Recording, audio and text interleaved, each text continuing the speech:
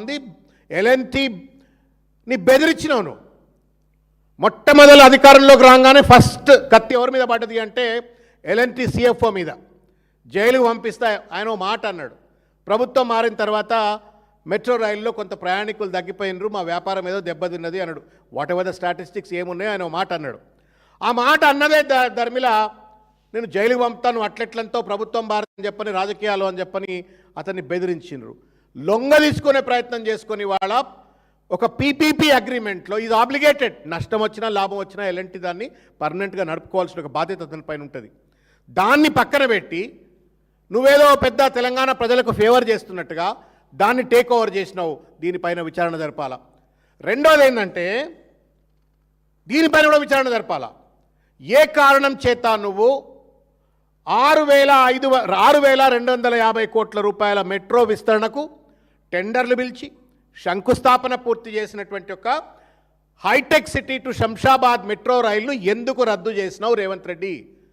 కేవలం కేటీఆర్ గారి పైన కోపం, కేసీఆర్ గారు శంకుస్థాపన చేసినారు కాబట్టి ఆయన పైన కోపం, దాన్ని రద్దు చేసినావు. అట్లా ఫేజ్ 2 ప్రాజెక్ట్ను రద్దు చేసినావు. సిఎఫ్ఓను బ్లాక్మెయిల్ చేసి బెదిరించి జైలుకు పంపుతా అన్నావు. మొత్తానికి ఎల్ఎన్టీని లొంగ తీసుకొని ఆస్తులన్నీ కూడా నువ్వు లాక్కునే ప్రయత్నం చేసినావు. ఇవాళ నీ వల్ల, నీ దుశ్చర్యల వల్ల ఇవాళ పెట్టుబడిదారులు హైదరాబాద్కు రావాలంటే, తెలంగాణకు రావాలంటే భయపడుతున్నారు. ఒకప్పుడు స్వర్గధామం పెట్టుబడిదారులకు. తెలంగాణ అనేటువంటిది కర్ణాటక, గుజరాత్లో కంటే కూడా అద్భుతమైనటువంటి అట్రాక్టివ్ హబ్గా ఇన్వెస్టర్స్కి ఉన్నటువంటి ఒక తెలంగాణను ఇక్కడ ముఖ్యమంత్రి నోటుకొచ్చింది మాట్లాడతాడు, బెదిరిస్తాడు, అదిరిస్తాడు, బ్లాక్మెయిల్ చేస్తాడు. భూములు ఏమంటే కమిషన్లు అంటారు, ఇంకోదంటే కమిషన్లు అంటారు అని చెప్పని ఇవాళ పెట్టుబడిదారులు రాకుండా ఉండే పరిస్థితి ఏర్పడ్డది. వీటన్నిటిపైన కూడా మెట్రో సిఎఫ్ఓను బెదిరించిన దానిపైన, మెట్రో ఫేజ్ 2 ఏదైతే శంకుస్థాపన చేసిన దాన్ని రద్దు చేసిన దానిపైన, మెట్రో కొనుగోళ్లపైన, మెట్రో ఆస్తులను బినామీలకు కట్టబెట్టే కుట్ర జరుగుతుంది అన్న దానిపైన పెద్ద ఎత్తున ఒక విచారణ జరపవలసిన అవసరం ఉంది. ఏమాత్రం నీతి నిజాయితీ మానం అభిమానం ఉన్నట్టయితే రేవంత్ రెడ్డి గారు అన్నిటి మీద కమిషన్లు వేసినావు కదా, నీ మీద కూడా ఈ కమిషన్ వేసుకునేటువంటి ఒక రీతిలో ఈ మొత్తం కొనుగోళ్లపైన సిట్టింగ్ జడ్జితో విచారణ జరపాలని చెప్పని నేను కోరుతా ఉన్నాను. ఇంకొక విషయం ఏంటంటే ఇది ఎట్లుందంటే you scratch my back, I scratch your back అన్నట్టుగా ఇవాళ కిషన్ రెడ్డి గారి పైన రేవంత్ రెడ్డి గారు ఇష్టం వచ్చినట్టు మాట్లాడుతున్నారు. సరే, వాళ్ళు ఈయన ఒక రాజకీయ పార్టీ నాయకుడు, ఆయన ఒక రాజకీయ పార్టీ నాయకుడు అంటే అనుకోవచ్చు, we have no problem. But ప్రశ్న ఏందయ్యా అంటే కిషన్ రెడ్డి గారు ఫేజ్ 2 ప్రాజెక్టుకు సంబంధించిన ప్రపోజల్ను ఈయన రేవంత్ రెడ్డి ఢిల్లీకి పంపితే దాన్ని శాంక్షన్ కానియకుండా, అప్రూవల్స్ రానియకుండా అడ్డుకుంటున్నాడు అని చెప్పని కిషన్ రెడ్డి గారిని అన్నాడు. ఒకవేళ అది నిజమే అయినట్టయితే మరి మీరేం గడ్డి వీక్తున్నారు సార్? కిషన్ రెడ్డి గారు నిజంగానే అడ్డుకున్నట్టయితే మీరేం మహాఘనాపాటి పనిచేస్తున్న సమాధానం చెప్పండి సార్. పత్రికా సమావేశం పెడితే అయిపోతుంది సార్. 100 సార్లు నువ్వు ఢిల్లీకి పోతున్నావు కదా రేవంత్ రెడ్డి. ప్రధానమంత్రిని దేశంలో ఏ ముఖ్యమంత్రి కలవనంత సార్లు, ఆఖరికి బీజేపీ ముఖ్యమంత్రులు కలవనన్ని సార్లు నువ్వు ప్రధానమంత్రిని కలుస్తున్నావు. ఒకనాడన్నా ఈ మెట్రో రైలు సంబంధించిన అంశాన్ని నిర్దిష్టంగా ప్రధానమంత్రిని నిలదీసినా అని చెప్పని పేపర్లో వార్తలు వచ్చినాయి. సమాధానం చెప్పు Revanth Reddy. Unlike state government, central గవర్నమెంట్లో ఒక్కో క్యాబినెట్ మినిస్టర్ ఒక ప్రధానమంత్రి లెక్కనే పనిచేస్తారు. ఒక్కో డిపార్ట్మెంట్ ఒక పోర్ట్ఫోలియో ఒక ప్రధానమంత్రి లెక్కనే పనిచేస్తారు. హైలీ ఎంపవర్డ్, ఇండిపెండెంట్గా పనిచేస్తారు. అయినప్పటికీ నువ్వు కిషన్ రెడ్డి అడ్డుకున్నాడు అని చెప్పనన్నావు. మీరేం గడ్డి బీక్తా ఉన్నారు? 8 మంది ఎంపీలు ఉన్నారు, పెద్ద పెద్ద రాజ్యసభ సభ్యులు ఉన్నారు.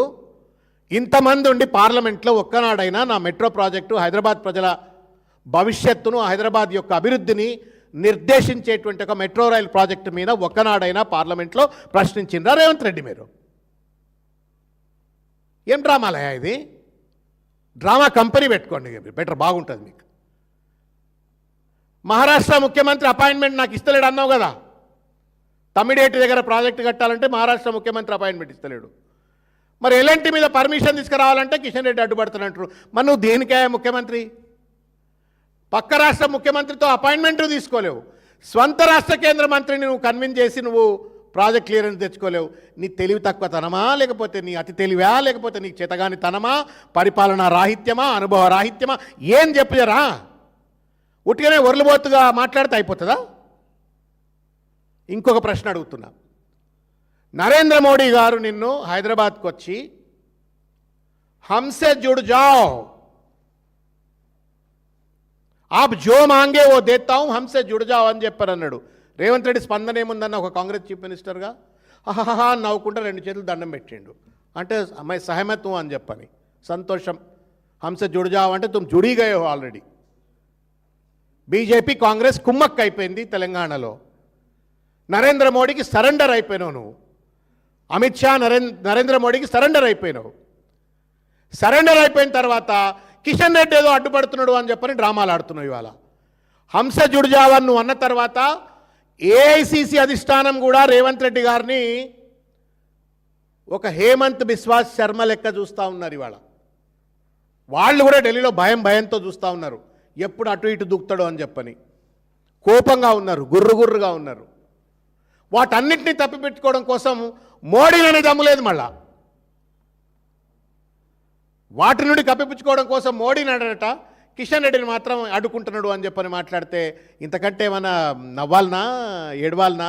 ఈ తెలివి కల్లా ఆయన ఏం మాటలు మాట్లాడుతూ ఉన్నాడు. చేతనైతే రేవంత్ రెడ్డి గారు మీరు మీ బడేబాయి ఇంటి ముందుకు పోయి కూర్చొని ధర్నా చెయ్యి. నీ 8 మంది ఎంపీలకు ఆదేశాలు ఇచ్చి పార్లమెంట్లో రచ్చ చేయమని చెప్పు. నీకున్నటువంటి ఒక 3-4 రాజ్యసభ సభ్యులు ఉన్నారు. ఆ 3-4 రాజ్యసభ సభ్యులను రాజ్యసభలో పోరాటం చేయమని చెప్పు. మీకెవ్వరికి చేత కాకపోతే ఇక రేణుకా చౌదరి గారికి చెప్పు, ఆమె కొట్లాడుతుంది. ఆమెకేం వెనక ముందు ఏం ఉండదు, గట్టిగా పోయి కొట్లాడుతుంది. కరెక్టే కదన్న? ఆమెకి ఫైల్ ఇచ్చేరి, మెట్రో రైలు సాధించుకురమ్మంటే మోడీ దగ్గర పోతుందా, ఆడబోతుందా, పార్లమెంట్లో రచ్చ చేస్తుంది, కొట్లాడుకొస్తుంది. ఆమెక నీరు ఫైల్.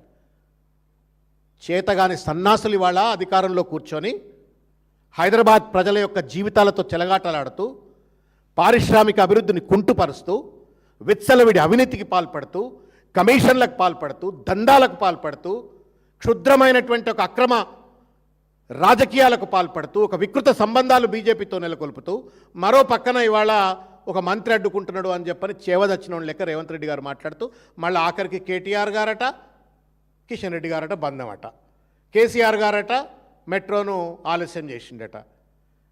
ఏం మాట్లాడాయి? రోజు భజనే నాన్నవే, నాకు అర్థం కాదు. ఫోటో పెట్టుకొని రోజు భజన చేయి సారథిగా, అది ఏమైనా తెలివని వస్తుంది నీకు ఊకే. పొద్దున్న లేస్తే కేసీఆర్ గారు బట్టం కలిసి మీద వేసుకుంటా 2.5 ఏండ్లు అయింది. మరి నువ్వేం చేస్తావు? సమాధానం చెప్పమంటే సమాధానం చెప్పకుండా ఇవాళ ఓటుకు నోటు కేసు నుండి తప్పించుకోవడం కోసం, నరేంద్ర మోడీని ప్రసన్నం చేసుకోవడం కోసం, తెలంగాణ ఆత్మగౌరవాన్ని తాకట్టు పెడుతూ, తెలంగాణ ప్రజల యొక్క అభివృద్ధిని ఇవాళ తాకట్టు పెడుతూ, ఇవాళ మెట్రో రైల్ ప్రాజెక్టును కూడా తాకట్టు పెట్టి ఇవాళ కుంటి సాకులు ఎదుర్కొంటున్నాడు రేవంత్ రెడ్డి. దీనిపైన పూర్తి స్థాయి విచారణ జరగాలని చెప్పని డిమాండ్ చేస్తాను.